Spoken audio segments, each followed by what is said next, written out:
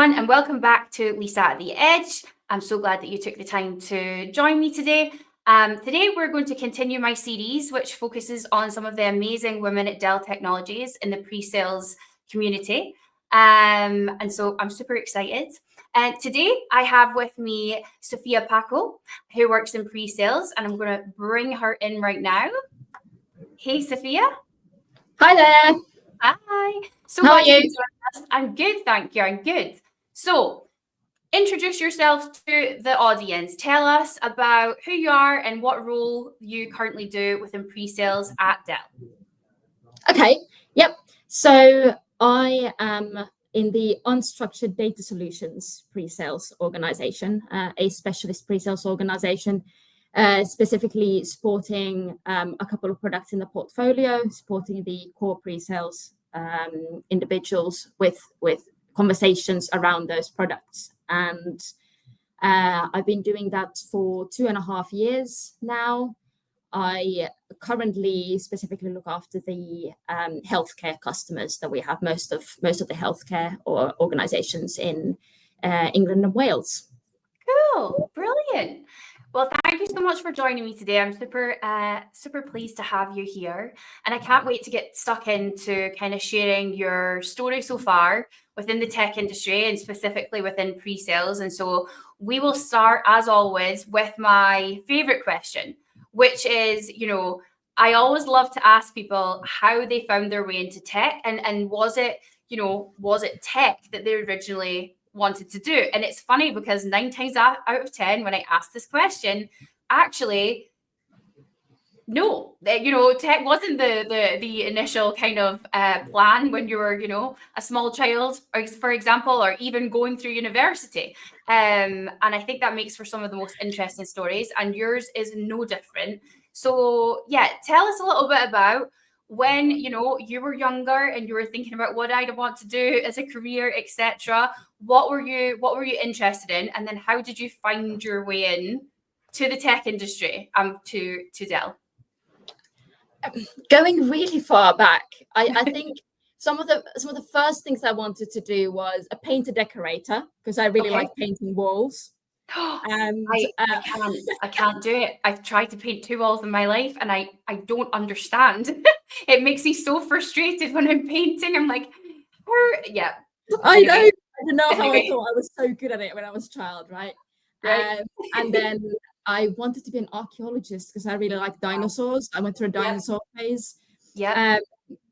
But I think then I didn't really like growing up. I don't think I really knew what I wanted to do when I got to the sort of age where I needed to actually start choosing a career, picking GCSEs, picking what I was going to study.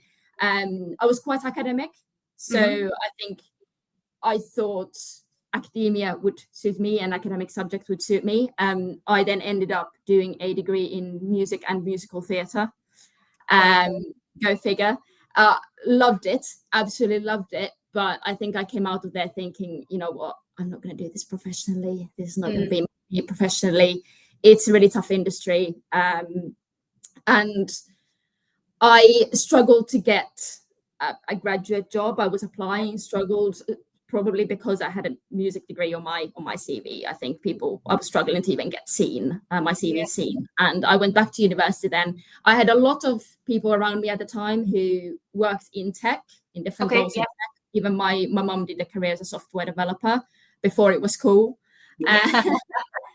And so I had a few role models. And I also, at that point, I think understood that tech wasn't just, I'm going to have to be a coder. There was a lot more that I could be doing with tech. And I went back to university to do a master's in information management with the intention of becoming a business analyst. I thought, you know what, that would be good. I think I've got soft skills. I've been working in sales and retail and things like that. I thought, you know what, I think I could be that person, talking to customers, bringing in requirements and working with teams to then create solutions based on that. So I did bit of that, did a bit of project management as part of the degree, the requirements gathering side, things like that. And then ended up in pre-sales through the graduate program, the graduate development program, career development, however you want to put it. The GSAP program it was called at the time. In GPA is what it's called today, and that was through a network. I met somebody on the course who had gone through the program, said, "I think you'd be really good. I think you should look at it." And loved the concept. I love that they were prepared to take me on with the skills that I had. I didn't have tech knowledge. I wasn't a hands-on techie. They felt that they could teach me that. They felt they could teach me what I needed to know to be good at pre-sales. And I thought that was just a very decent, a great opportunity. And I love that they were able to see that and appreciate that. Yeah, there's a couple of things there. So one is this kind of notion that at the age where we have to start making choices about what we want to study, we should know what we want to be. And it's funny now speaking to people that I have around me that are younger and kind of at that stage. I never really know what advice to give them, because I very much thought I was going down the path of law, right? And that had a very clear path. And when I was no longer going down that path, it totally threw me off, because I couldn't see, I had a path and it had a destination. And so I was then confused. But what I did was I followed, like you say, connections, people, things that I loved, things that I enjoyed, and it brought me to where I want to be. And so I struggled to give the right advice to young people these days, because yes, it's great to have an idea and it's great to have a direction. But I think definitely focus on what you enjoy and what you love, and keep trying new things. And it does all work out in the end. And I think that, the more that I have these conversations, and when I used to do Lisa at the Edge podcasts, like I said, 9 times out of 10, people do not come from the traditional background into tech. And they also, like you say, you were lucky and you had those mentors and those role models. So you understood that you didn't necessarily need to be a programmer or something like that. Whereas when I speak to the young people that I have around me just now, they aren't aware of the variety of roles that you could be doing in tech. And so that's why I think it's just really important to find and then share these stories. No, 100%. I think that's one of the things I absolutely love about tech, is that you meet people from so many different backgrounds, and it just, I feel like it almost makes you a better person, because you interact with people from who have had such different educations and so many different experiences. And when you're talking about pre-sales specifically, we deal with every different type of customer. So people from any industry absolutely have a place. In pre-sales. Interesting as well that you were kind of saying that originally you think that maybe your degree in music and theatre, you were maybe your CV, etc., wasn't getting looked at. But actually, do you know what then kind of did set you apart was that you did have this different background, or these soft skills and these people skills, and those are really important within the pre-sales role, right? Because it can be an interesting place, right? You have to work with your sales teams, who are a very specific type of person, and you have to be able to work with your technical representatives at your customer, but also business representatives at your customer, and you're almost constantly doing the translation, and helping everyone be on the same page. And that definitely does take soft skills, people skills. No, absolutely. And I think that's definitely something that sets me apart within my team, for example, having and genuinely enjoying being in front of an audience. I love being on stage. I love standing there and having people look at me. But I know for other people, that's really uncomfortable. They really have to work to get to a point where they feel comfortable doing that. But they may then have loads of experience of, plugging in cables and doing system configuration, which again, it's not necessarily the area I'm very comfortable in. So no, absolutely. And I think when you can get those different skill sets coming together, you can create something really, really cool and an environment where everyone's learning something every day. Yeah, and you're helping each other grow as well, which I love. Yeah. Okay, so next question then is about challenges, right? So what were some of the challenges that you have faced coming into the tech industry without a tech background, or within pre-sales, or being like a woman in tech? I know for yourself as well, you had like a move, right? So you had a move and you had to deal with culture changes as well. So talk us a little bit through around like some of your challenges and how you've kind of overcome them. Yeah.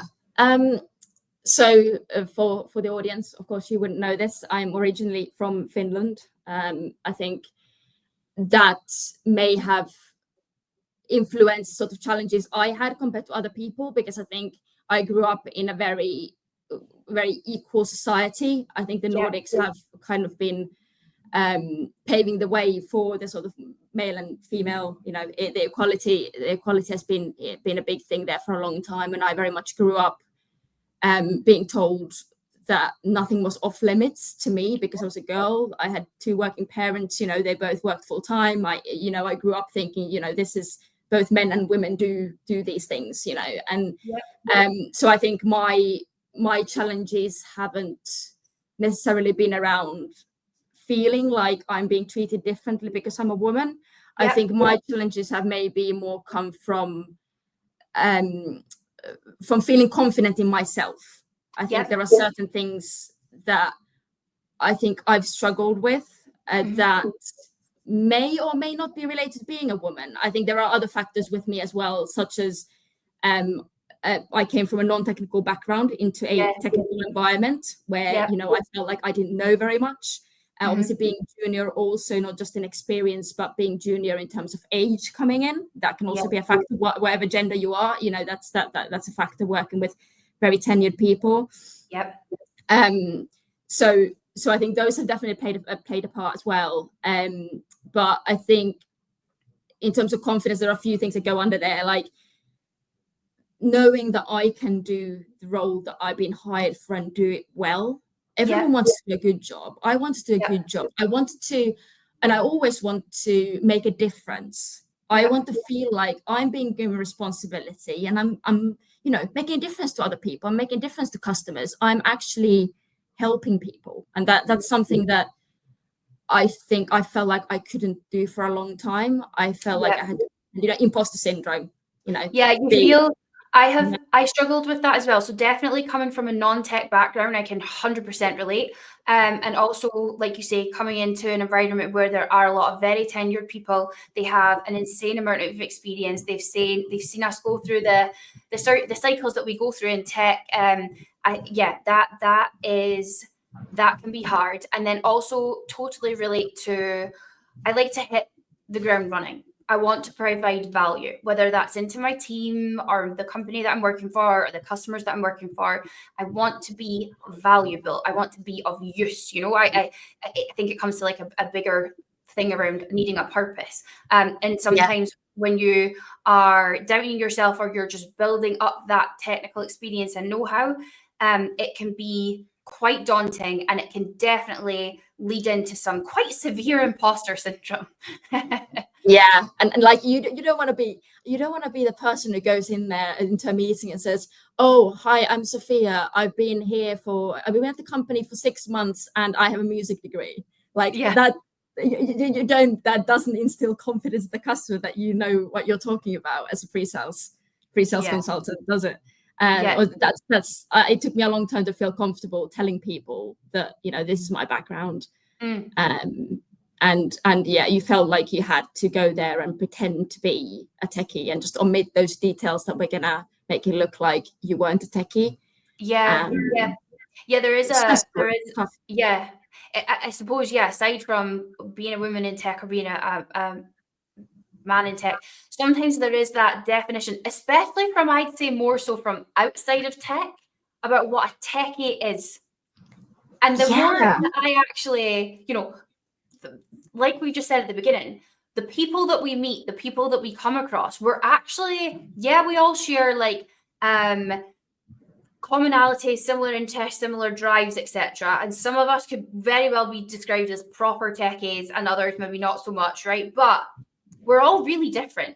is definitely what I find in personalities and hobbies and worldviews and really different, which I think is cool. Yeah, But no, that's a very good point. What helped you kind of overcome that that challenge around feeling confident in yourself? What helped you get over that?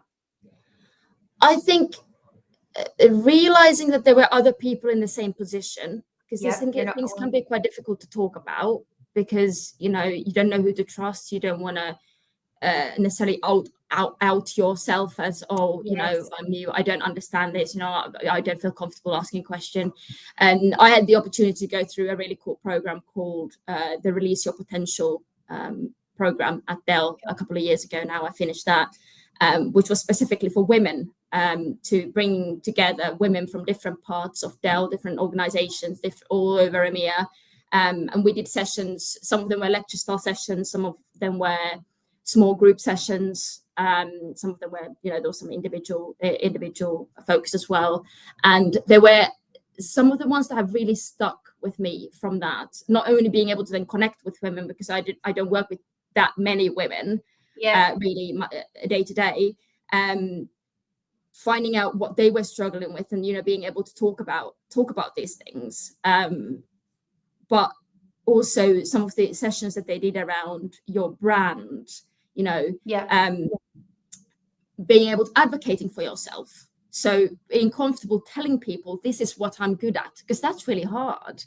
You feel like you're bragging, or and it doesn't feel comfortable necessarily to be able to be doing that. And things like being allowed to say no, not just saying yes because somebody asked you to do a task. It's like, no, I'm full today. I have a whole list of things that I need to do. I'm happy to help you, but I can help you tomorrow. Feeling comfortable deferring things, and not taking on too much, which again causes stress. And that's a lot of those are confidence related.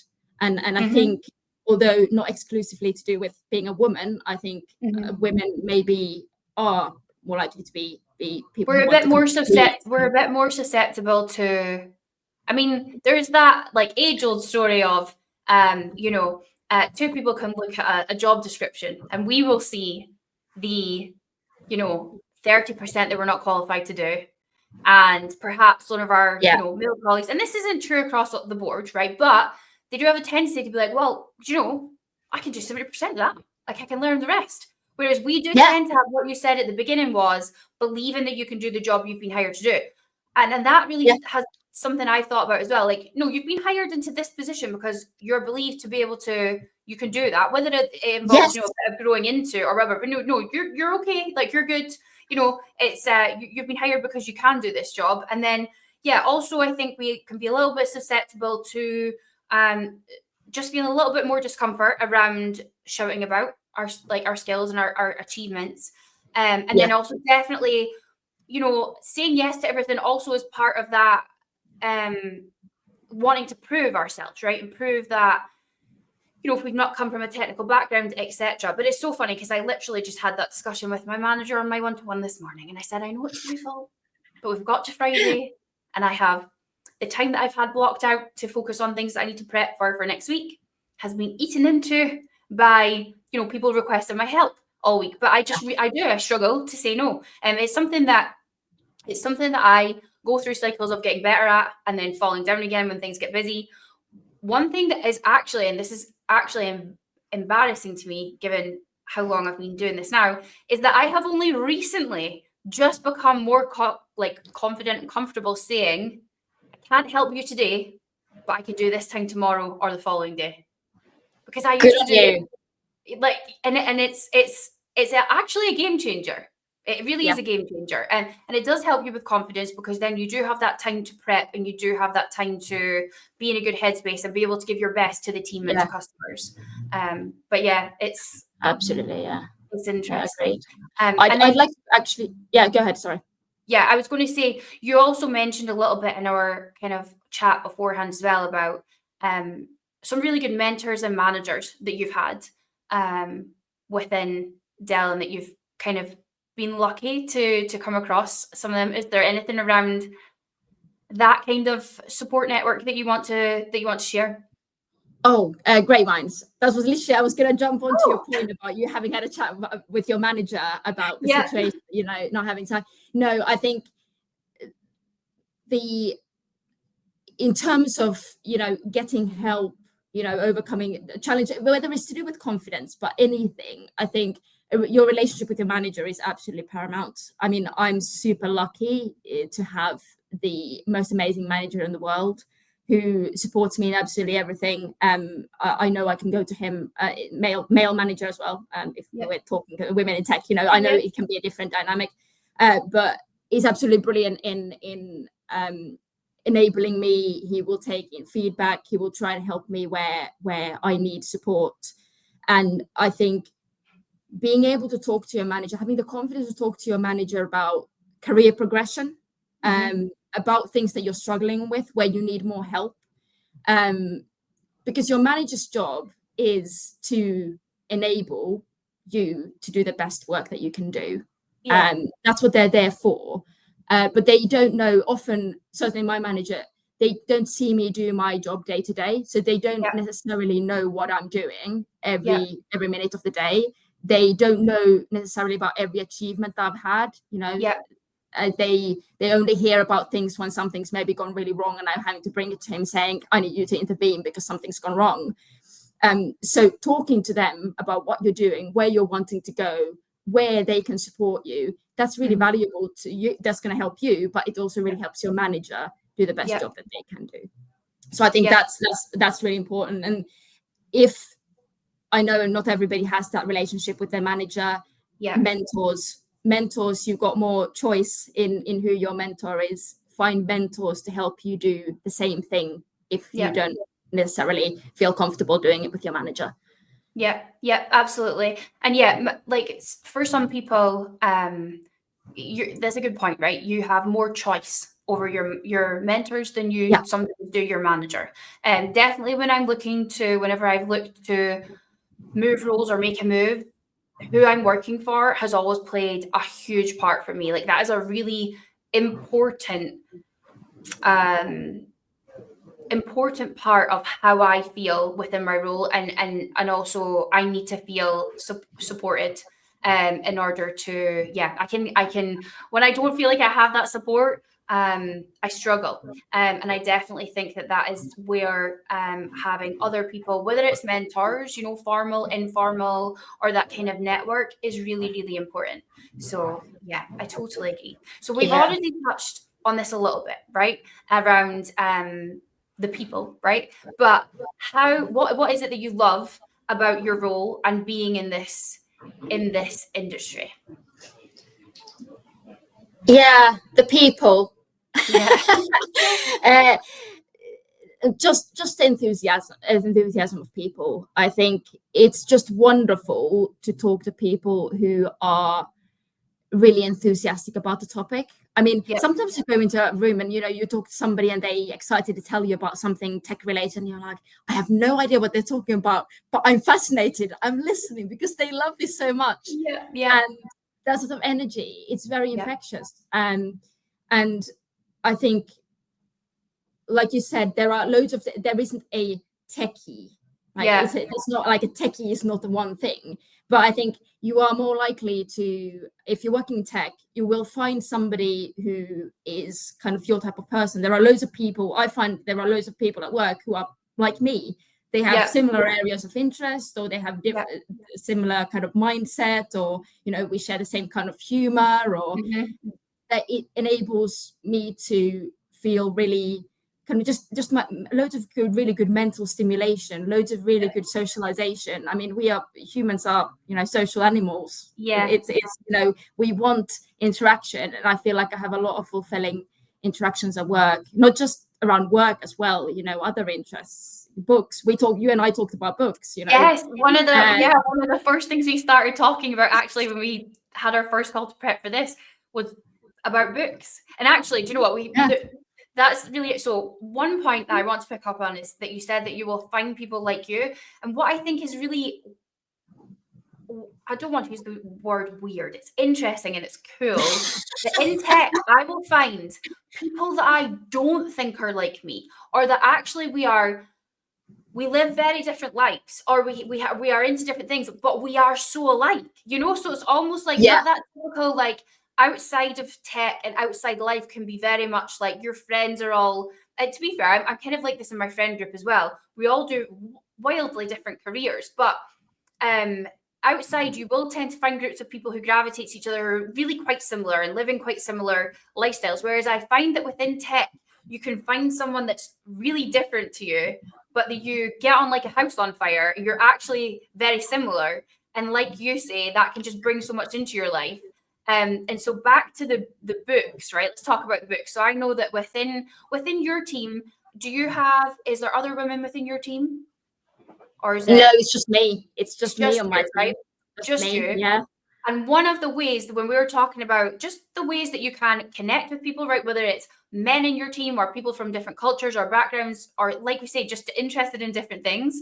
We started speaking about books, right? And you were talking about how actually you've had some brilliant recommendations from people in your team. Yeah, no, absolutely. Both books and movies. I'm more of a reader, but films as well.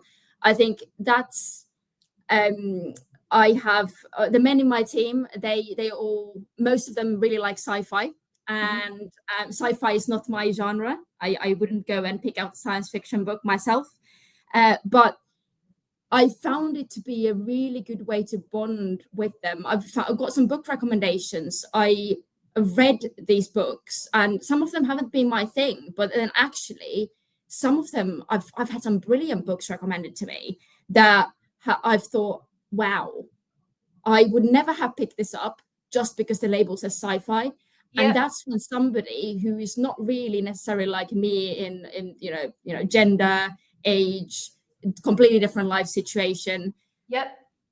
So that's kind of opened a little window for me to understand that person better. Not only have I read a great book, by the way, but like I now understand this person better, and it's built really good rapport with that person because I've read their recommendations, so I'm interested in what they are interested in. I'm showing interest in their interests, but it gives us something to talk about, and it gives those, because also my team is also spread around the country, and we're always out seeing customers, so we don't necessarily see each other very often. Yeah, it gives us an opportunity to also have those kind of water cooler conversations around things that are not just work. Yeah, which is absolutely brilliant, and that helps us. I feel like that helps me work better with my team as well. It just builds that relationship where it might sometimes be a bit difficult for women or younger professionals to build relationships with people who are not necessarily in the same demographic. Yeah. And then another theme that has come up a little bit, and one that you mentioned, was just kind of the variety around opportunities and the ability to kind of go in search of roles or tailor roles to suit you. Is that fair to say that that's also something that kind of keeps you interested within the pre-sales roles and the tech industry anyway? Yeah, I mean, I talked already a little bit about working with customers from different industries. Yeah. I look after healthcare right now, but of course I've worked on different accounts, and always have the opportunity to expand on that. So variety is massive. I enjoy the actual tasks that I do day to day. I love the presenting aspect. I love spending time with people, connecting with different kinds of people. I'm just interested in people, and I am also. But then also the mental stimulation. I always have. I enjoy logic puzzles. I enjoy books. I enjoy all these things that kind of get my brain working. And the amount of little jobs and tasks and things that get my brain working day to day at work, it really, really keeps my energy up. And I absolutely love that. I love that there is an opportunity to do that, and also spend time with people, both virtually and in person as well, because obviously customer meetings and things like that. So I think I really thrive on that. I enjoy that about it in the industry. And I also know that there's a pre-sales role, but you could be doing so many different things in the tech industry, in general as well. And even within pre-sales, there is different roles, because both of us work in a specialty pre-sales role, so we're focused on a specific topic. But you can there are And so there are other specialties that you can work in. And then there's kind of core pre-sales where you're working really closely with customers, which I've always found really interesting. And then, yeah, like what demographics do you cover? What industries are you focused on? There's always, you can kind of find a mix that suits you, I think. Yeah, absolutely. And even the switch around among them. I started in core pre-sales. Enjoyed it. I think specialty has been the right choice for me. I enjoy getting into the nitty-gritty a bit more and just knowing more about a lot about a little rather than a little about a lot. But that's not to say the little about a lot is wrong or bad. No. It's just some people are more suited to that. Yeah, people in core pre-sales amaze me. And then this is what I mean, that there are pros and cons of each, and I think it is down to like you as an individual and what you thrive on, what you like and what you enjoy. Because I've thought about this a couple of times, what are the pros and cons of each of those roles, etc. But people in core pre-sales, so just for those listening, you would be assigned to an account or a set of accounts and customers, right? They would be your customers, and you're really about getting to know them and their strategies and their goals and their pain points, etc., and where you can help. But that can be in, all across of their business. And so really, at Dell, we have a huge portfolio, right? So we've got our storage offerings, our server offerings, our hyperconverged offerings. We've got our AI offerings. We've got cybersecurity offerings. We've got our laptops and our client-based offerings, and just a huge portfolio. And you have to be aware of all of that that's going on and the benefits, etc. And you have to be able to, go into that customer and figure out what might fit where, and then you can begin to pull on your specialty people from each area. But then you're also responsible for kind of creating and helping that, what we like to call as a pod, work together to help solve that. So it has a whole set of skills in itself. I'm always very impressed by the people who have that role. It's crazy. It's crazy doing that job. What advice then would you give to women looking to get into pre-sales, but anyone looking to get into pre-sales or the tech industry? What would be your advice? What would be your takeaway from kind of everything that we've talked about? Certainly the point around it doesn't matter what your background is, or what sort of education route you've gone through, there is a place for you in the tech industry. I think it's a big takeaway. If you're a keen learner, if you're prepared to go out there, work hard, learn the things that you need to learn, you've got an interest in it, there are absolutely opportunities for you within tech. It doesn't have to be hands-on coding. There could be hands-on coding if that's what you're into, but it doesn't have to be. It doesn't have to be if not. And I think then maybe more specifically for women, I think women struggle with this a little bit more. The recognizing the value you bring. We talked about this a little bit already, right? And celebrating the skills that you have. Whether it's to do with tech, whether it's to do with something completely different. It doesn't have to be, I know a lot about this product. It can be skills, it can be presentation skills, it can be industry knowledge from, when you were working in a hospital. And also importantly, not just focusing on things that you are not so good at. Yes, you have to work on those skills to bring them to a certain level if that's part of your role, or you're really wanting to improve that. But what's going to bring you a lot of enjoyment is also really working on the skills that you already have that you're really good at. You're good at. Talk about it. Keep working on those. That's going to give you a real sense of achievement. And we always talk in tech about having an SME topic, being a subject matter expert in something. And that's what's going to get you to that level and really help you advance your career. I enjoy presenting. I get good feedback when I present. So I perceive myself to be a reasonably good presenter. No, you know what? I should just say I am a good presenter, Lisa. I was just about to call you out on that. But it was funny because I thought to myself, that is what I do all the time. you're a good presenter. And it's something that you love, right? And you're looking to do more of, and and that's the other thing. If you're looking for what is that subject matter expert, or what is that thing that I want to focus on or be known for, pick something that you like. You know, even if it's scary, right? Because saying that you want to become a presenter, that's scary. It's, you know, it's not without a little bit of fear, but pick something that you are interested in and passionate about. Because that always helps. Exactly. Something you're passionate about. You can already be good at it. Don't think that it has to be you have to work on something that you are not so good at, or you don't perceive yourself to be very good at, and don't be afraid of getting feedback. And I think my last bit of advice to anybody, doing anything, right? Be yourself. Be yourself at work. Find a role within which, and a team within which, and a manager with whom you can be yourself. Yeah. Because we spend way too much time in our lives working to come to work and have to be somebody else and feel like we're not being accepted for who we are. And it's just such a relief when you don't have to pretend, and you can get to a level where you're confident that you can do an incredible job.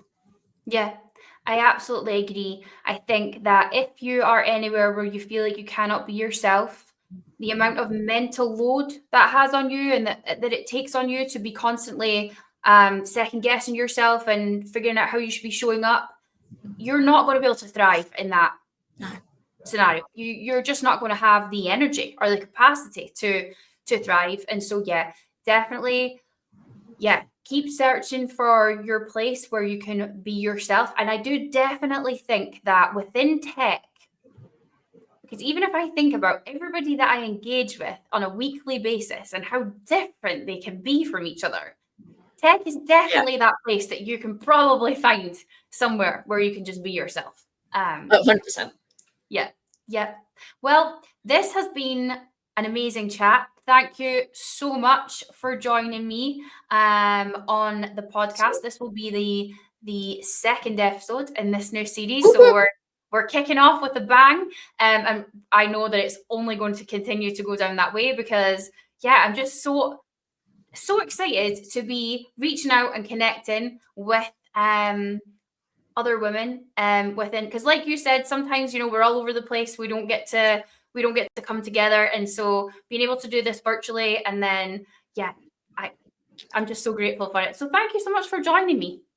Not at all. Thank you so much for having me, Lisa. Thank you. And thanks to everybody for listening.